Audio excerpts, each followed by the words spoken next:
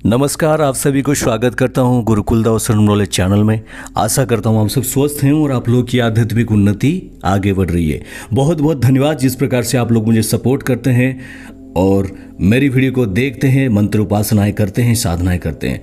मैं यही कहूँगा, चलिए शिव जी को गुरु बना के अपने आध्यात्मिक जीवन को आगे बढ़ाते हैं, शुरू करते हैं। बहुत सारे लोगों का मन में ये सवाल आता है कि मैंने तो नवाण मंत्र का संकल्प लेने का सोचा है 2-3 दिन के बाद, लेकिन अभी से अचानक ही मेरे मन में इतने सारे जो गलत विचार क्यों आ रहे, घर में झगड़ा क्यों आ रहे, विभिन्न प्रकार की नकारात्मक चीज मेरे साथ क्यों हो रही है।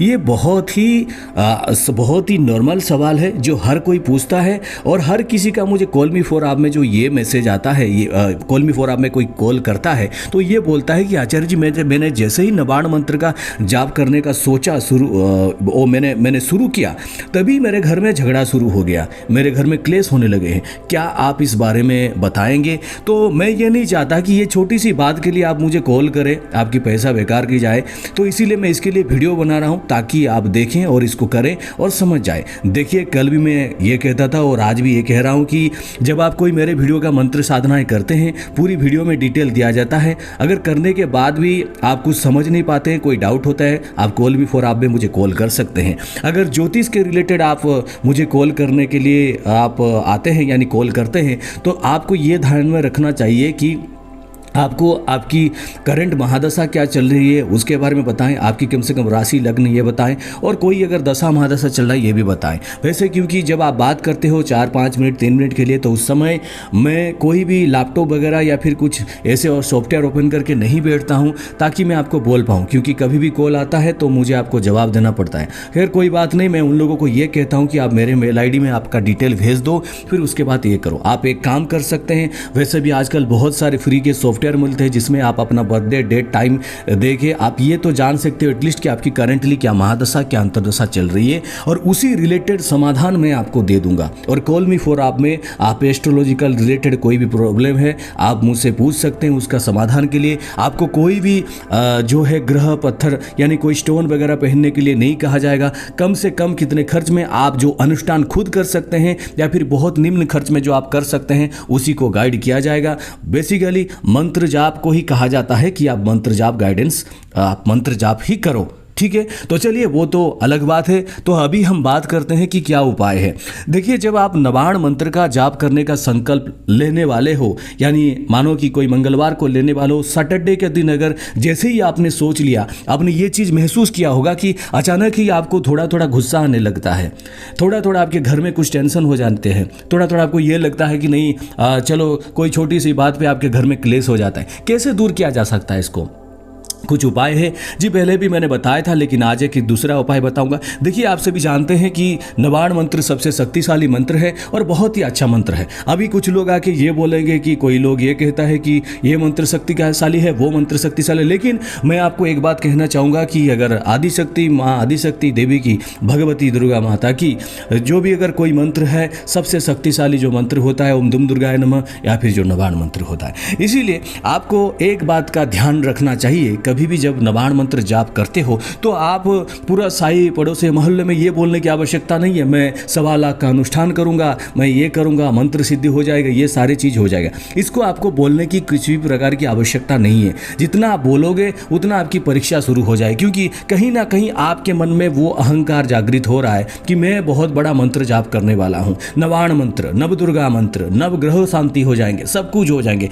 इसीलिए मंत्र की तो है परीक्षा ही होती है। बहुत सारे लोग ये कहेंगे माँ तो माँ होते हैं इसलिए परीक्षा क्यों होगा, लेकिन मेरी बात माने, ध्यान से समझे कि परीक्षा जरूर होता है, और परीक्षा लेने के लिए देवी की जो गण होती हैं, गणिका होती हैं, वो आपकी परीक्षा लेती हैं। तो पहली बात है आपको इसको किस तरह से सॉर्ट आउट करेंगे। देखिए, मैं आपको बताता हूं। अगर आप शाकाहारी हैं, हनुमान जी की उपासना करते हैं, जैसे ही मानो कि आप मंगलवार का दिन आप नवाण मंत्र का जाप शुरू करने वाले हो, तो शनिवार का दिन से ही जब आपके मन में ये विचार आ जाता है कि मैं नवाण मंत्र का जाप मंगलवार से करूंगा, तो शनिवार का दिन आप क्या करना कि आप जो है एक घी का, शुद्ध देसी घी का दीपक जलाना, और आपकी जो दिशा है, बैठने की जो दिशा ऐसा है उत्तर की तरफ मुख करके बैठना और फिर ओम श्री हनुमते नमः इस मंत्र का आप कम से कम 5 माला जाप करना।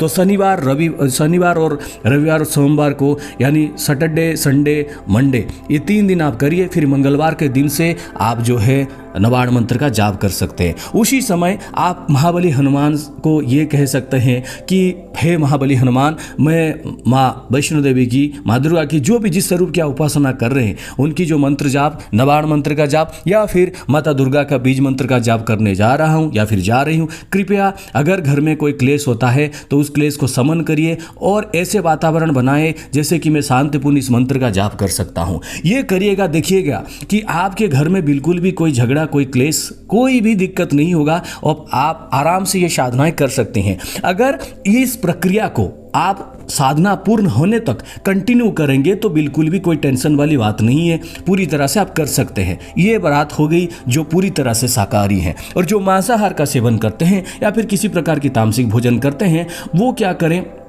आप जो है एक दीपक जलाएं, ठीक है, सरसों का तेल का दीपक जलाएं और आप उसमें ओम श्री भैरवाय नमः इस मंत्र का 21 बार, ज़्यादा आपको नहीं करना है, ओनली 21 टाइम्स। और बाबा भैरवनाथ को ये कहिए कि हे भैरवनाथ, मैं माता रानी की ये उपासना करने के लिए आगे आया हूँ, तो इसीलिए मेरे घर में जो भी कोई टेंशन होने वाला है, कुछ भी है, आप उसको समन करें। या फिर आप ओम बटुक भैरवाय नमः इस मंत्र का भी आप ज़्यादा से ज़्यादा 3 माला कर सकते हैं। लेकिन अगर आप ओम श्री भैरवाय नमः मंत्र का करेंगे तो इसको ज़्यादा से ज़्यादा 21 बार करिए। सेम ही दीपक जलाइए महादेव जी के सामने या फिर श्री परिवार के सामने आप दीपक जलाइए। एक बात याद रखिएगा, हनुमान जी का अगर आप दीपक जलाते हैं तो उसमें आप घी का दीपक जलाइए और भैरवनाथ का जब दीपक जलाते हैं बाबा भैरव की, तो आप सरसों का तेल का दीपक जला सकते हैं या फिर घी का भी दीपक जला सकते हैं, कोई दिक्कत वाली बात नहीं है।